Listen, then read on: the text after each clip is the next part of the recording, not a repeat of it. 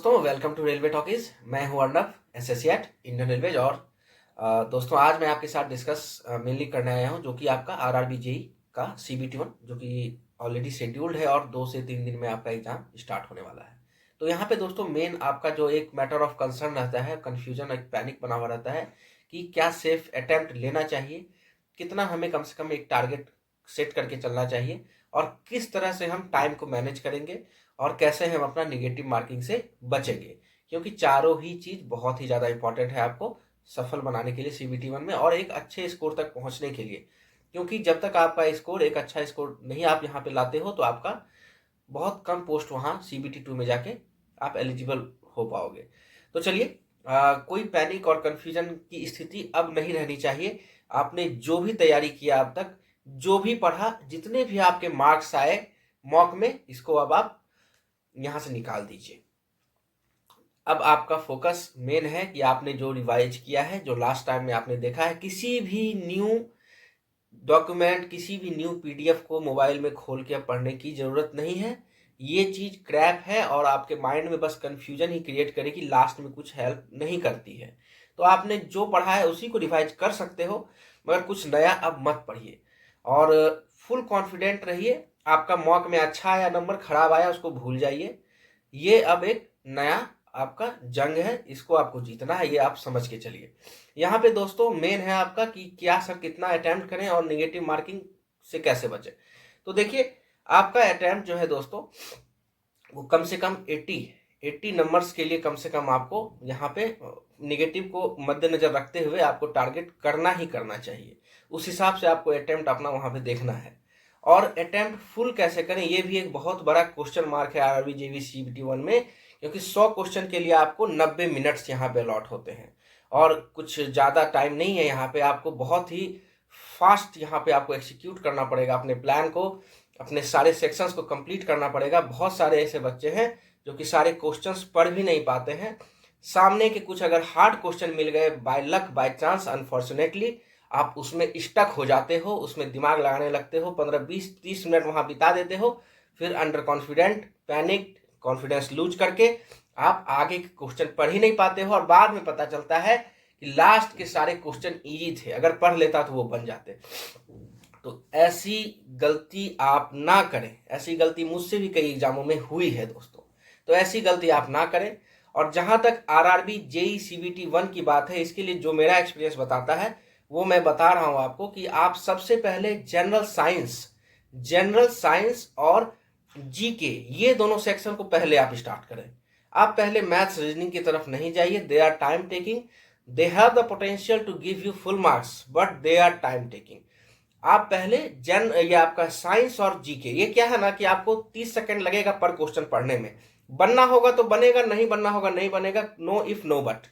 ठीक है, इसमें कुछ नहीं है कि आप कुछ फॉर्मूला लगाओगे और आपका बन जाएगा। ठीक है, 1-2 न्यूमेरिकल आते हैं फिजिक्स वाले, केमिस्ट्री वाले, कुछ इक्वेशन वाले, बाकी सब आपके स्टैटिक टाइप क्वेश्चंस होते हैं। आपका टारगेट ये होना चाहिए पहले 15 से 20 मिनट के अंदर मुझे सारे GK और जनरल साइंस के क्वेश्चन निपटा देने हैं, जो कि 25 और 15 40 मार्क का है दोस्तों। मान लो GK में आपका, उसमें क्या होता है ना कि आप करंट अफेयर्स थोड़ा सा रिवाइज करके घुसे हो एग्जाम में, तो वहां पे क्लिक करता है माइंड में, फटाफट आप लगा दोगे अगर आपको सीधा क्वेश्चन वहां मिल जाता है तो जो भी है, बनना है नहीं बनना है, 15 से 20 मिनट में 40 क्वेश्चन का आपका रिजल्ट आउट।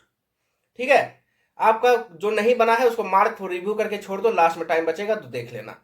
जो भी आपको करना है, आप जनरल साइंस, जनरल GK को सबसे पहले 15 से 20 मिनट के अंदर निपटा लीजिएगा। अब जो आपके सामने 70 मिनट का एक समय बचता है, इसको आप यहां से अब मैथ्स और रीजनिंग की तरफ बढ़िए। उसमें भी सबसे पहले आप मैथ्स को पकड़ सकते हैं, रीजनिंग को भी पकड़ सकते हैं, जैसी आपकी सुविधा हो।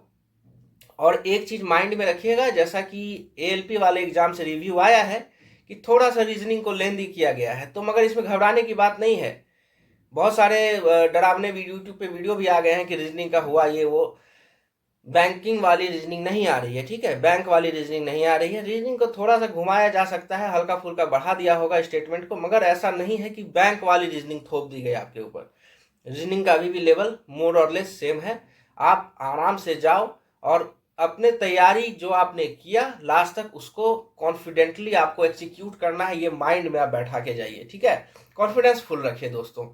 वहां पे जाके अब आपका एक बार जीके और जीएस आपने कंप्लीट कर लिया, फिर आप मैथ्स और रीजनिंग की तरफ आगे बढ़िए। मैथ्स में भी अरिथमेटिक वाला पार्ट पहले पकड़िए, सीधे सीधे क्वेश्चंस आते हैं, time distance speed work compound simple interest ये सब आते हैं, रेशियो प्रोपोर्शन, आप सीधे सीधे फॉर्मूला बेस्ड क्वेश्चंस रहते हैं, आप उसको क्लिक करते जाइए, निकालते जाइए। रीजनिंग में जो स्टेटमेंट वाला क्वेश्चन अगर लगता है आपको लग रहा है पढ़ने में टाइम लग रहा है, मार्क को रिव्यू करके आगे बढ़ जाइए, जो बनने वाले हैं पहले बना लीजिए। ऐसा करने में आपको 30 से 35 मिनट लगेंगे वहां पे। फिर भी आपके पास लास्ट में 20 मिनट बचता है। फिर आप जितने भी मार्क फॉर रिव्यू हैं, सबसे पहले एक बार जनरल साइंस जनरल जीके को फिर से 5 मिनट में देखिए। 5 मिनट में अगर वो बनना होगा फिर से बनेगा, नहीं तो नहीं। अगर कुछ दिमाग में क्लिक कर गया तो बना देना। और तुक्का मारने से बचिएगा। तुक्का का मतलब क्या होता है कि 100% आपको पता नहीं है, फिर भी आप ABCD आंख बंद करके लगा रहे हो, वो मत कीजिएगा please. That will only add up to your negative marking, and जो भी आपने सही क्वेश्चंस भी किए हैं वो आपको गिरा देगा वहां से मार्क्स आपका। नहीं कीजिएगा ऐसा। तुक्का मारने से बेहतर है you should use elimination method. Elimination method क्या है दोस्तों, ये आपको जीके और जीएस में अच्छी तरीके से काम आता है। जैसे कि मान लीजिए कोई इक्वेशन दिया हुआ है, केमिकल इक्वेशन, वहां डिकम्पोजिशन है, डिस्प्लेसमेंट रिएक्शन है, रिडॉक्स है, ऑक्सीडेशन है, क्या है आपसे पूछा जा रहा है, पता नहीं है आपको क्या है, मगर ये भी आपको पता है कि हाँ ये दोनों तो नहीं है। ये आपको लग रहा है कि हाँ रिडॉक्स और ये डिस्प्लेसमेंट तो नहीं है, ये दोनों में से कोई एक हो सकता है। तो उस केस में ऐसा अगर कहीं आपको 60-40 वाला रेशियो लगता है तो आप वहां पे आप एक चांस जरूर लीजिएगा। वहां पे आप जरूर, वहां पे तुक्का उसको नहीं कहते हैं, उसको एलिमिनेशन मेथड कहते हैं। आप वहां पे एक टिक लगा के जरूर आइएगा, वहां आपका सही होने का प्रोबेबिलिटी अच्छा रहेगा और आपके मार्क्स वहां पे गेन हो सकते हैं। मगर अंधा वाला जो काम होता है कि आंख बंद की और लगाए, वैसा मत कीजिएगा, ठीक है। निगेटिव मार्किंग आपकी बढ़ जाएगी नहीं तो। और उसके बाद आपके जो भी क्वेश्चंस बनते हैं लास्ट में, अटेम्प्ट कम से कम इतना रखिए कि आप एक अच्छे स्कोर तक पहुंचिए वहां पे। और हाँ, मगर ऐसा भी नहीं हो कि मान लो आपने 100 क्वेश्चंस में से 75 क्वेश्चन तो सही सही एकदम किए हैं और आप प्रेशर में आके अब 5 क्वेश्चंस और बना दूं तो 80 के लगभग हो जाए, तो एकदम गलत सलत मार रहे हैं। नहीं, वैसा मत कीजिएगा। 75 आपने सही किए और 5-6 में आपको 60-40 वाला लग रहा है तो आप मार दीजिए, ठीक है। तो हो सकता है बाय लक आपका वहां पे 75 के अराउंड भी स्कोर आ सकता है। एंड 75 के अराउंड स्कोर भी कोई खराब स्कोर नहीं होगा, इतना भी समझ के चलिए। आपको कुछ ना कुछ पोस्ट मिलेगा CBT2 में। मैंने जहां तक बात किया अभी तक जितने भी वीडियोस में, that is the safe score. Safe score cut off नहीं होता है। कट ऑफ आपका 72, 73, 74 भी जा सकता है। सेफ स्कोर का मतलब है कि वहां से आप अगर वहां तक पहुंच जाते हो फिर आप प्योरली 5 से 6 पोस्ट के लिए वहां एलिजिबल रहोगे CBT2 में। तो चलिए, मैं आशा करता हूं कि जैसी भी आपकी तैयारी है, जितना भी आपको मॉक टेस्ट में आया है, आप फुल कॉन्फिडेंस से by using the elimination method and not going to the तुक्का मेथड, और आपका टाइम मैनेजमेंट जो मैंने आपको बताया आप उसको एक्सिक्यूट कीजिए। 90 मिनट्स को फुल्ली अच्छे से यूटिलाइज करके कोशिश कीजिए कि सारे क्वेश्चंस को आप पढ़ें, सारे क्वेश्चंस को पढ़ें, जिसका जवाब आता हो उसको दें, और जहां 60-40 का आपको लगता हो चांस वहां पे बिल्कुल लें, ठीक है। तो मैं एक बार बेस्ट ऑफ लक सारे ही कैंडिडेट्स को जिनका कि एग्जाम शेड्यूल्ड है, that is the 19, 20 Feb and 25 Feb, क्योंकि 3 मार्च वाला आ चुका है वापस 25 फेब वाले शेड्यूल में। आपका city intimation as well as admit card भी डाउनलोड हो गया होगा, जो कि 19-20 वाले हैं। 25 वाले का भी 21 और 20 के रात में आपको एडमिट कार्ड मिल जाएगा। सिटी इंटीमेशन ऑलरेडी सभी की हो चुकी है। तो चलिए, टिकट विकेट आप लोग अपना जिनका भी अभी बचा हुआ है फटाफट आप लोग तैयार करें। टिकट विकेट का रहने का जो भी है उस पर ज़्यादा आपका टाइम नहीं वेस्ट होना चाहिए, और ये सब चीज़ से आप हर्डल से दूर रहें। लास्ट में केओटिक इन्वायरमेंट क्रिएट नहीं करें। एग्जाम में जाने से पहले कुछ ऐसा खा के मत जाएं कि गैस बने या पेट खराब हो।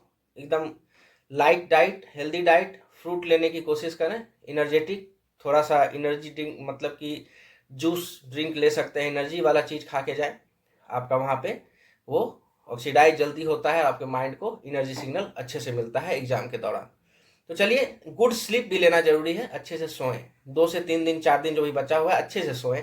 8 से 10 घंटे की स्लीप आप ले सकते हैं, अभी कोई हानि नहीं है इस चीज़ में। माइंड को फुल रिलैक्स करके जाएं। Best of luck to all of you. अच्छे से एग्जाम दीजिए, फिर एग्जाम के बाद एक बार हम लोग रिव्यू सेशन करेंगे, लाइव सेशन, उसमें आप लोग ऑलरेडी इन्वाइटेड हैं। चलिए दोस्तों, मिलते हैं फिर नेक्स्ट वीडियो में, तब तक के लिए बाय।